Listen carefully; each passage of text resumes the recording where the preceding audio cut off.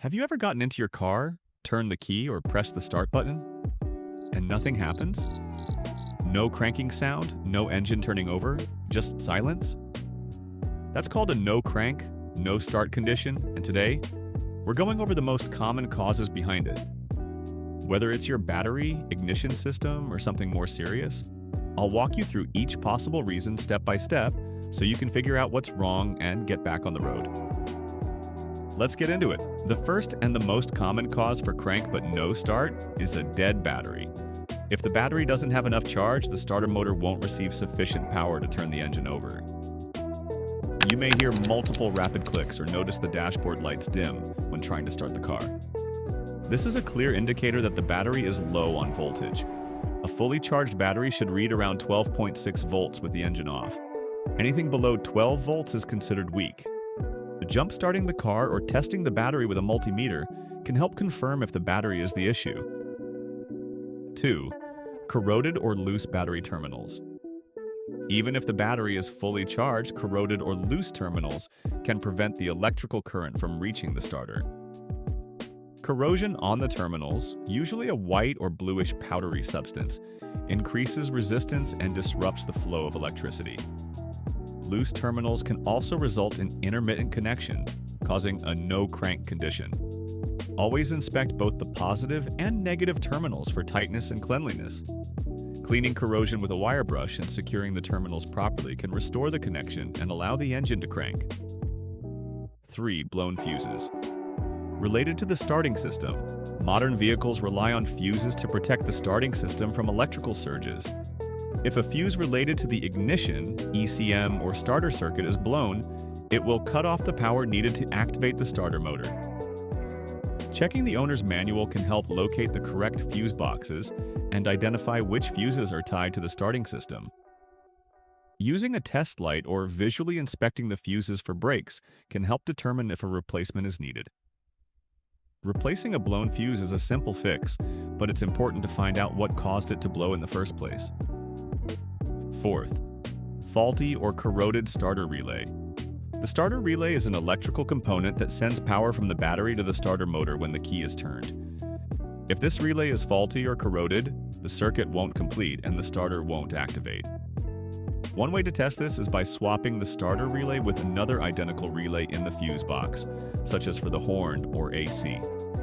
If the car starts after the swap, the original relay is likely bad. Relays can fail due to age, internal corrosion, or heat damage, and are relatively inexpensive to replace. 5th, faulty neutral safety switch, automatic transmission.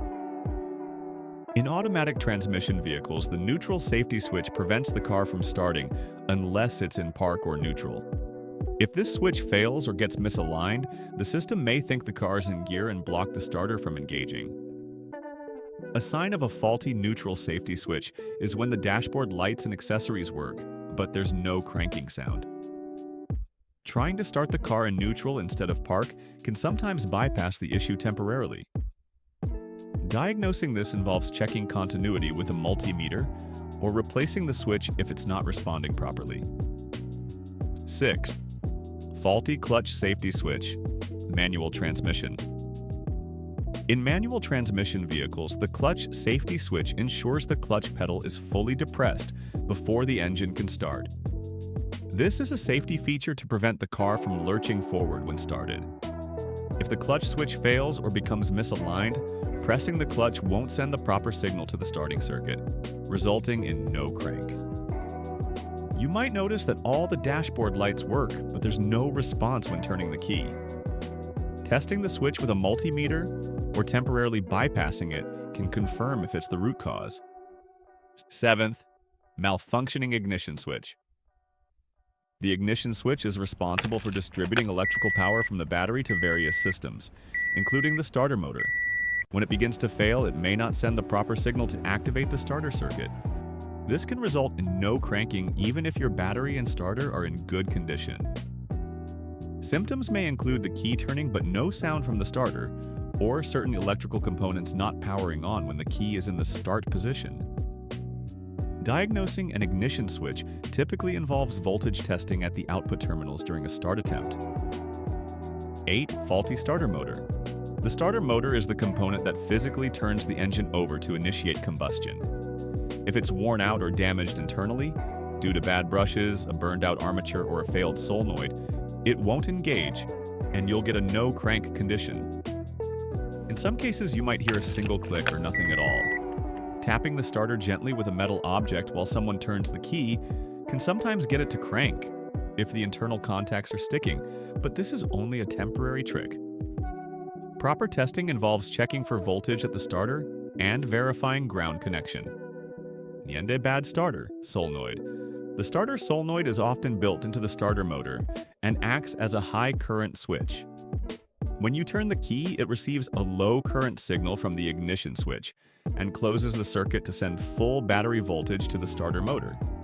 If the solenoid fails, the starter won't receive the necessary power, even if everything else is functioning properly. Common symptoms include a single loud click when turning the key, with no engine cranking. Testing involves checking the voltage at the solenoid terminals while attempting to start the engine.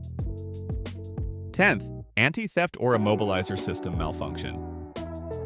Many modern vehicles are equipped with anti-theft or immobilizer systems that prevent engine start without the correct key signal. If the system fails to recognize the key or there's a communication issue between the key and the immobilizer module, the car will not crank. Look for a flashing or solid anti-theft light on the dashboard when attempting to start the vehicle. In some cases, using a spare key or resetting the system may resolve the issue.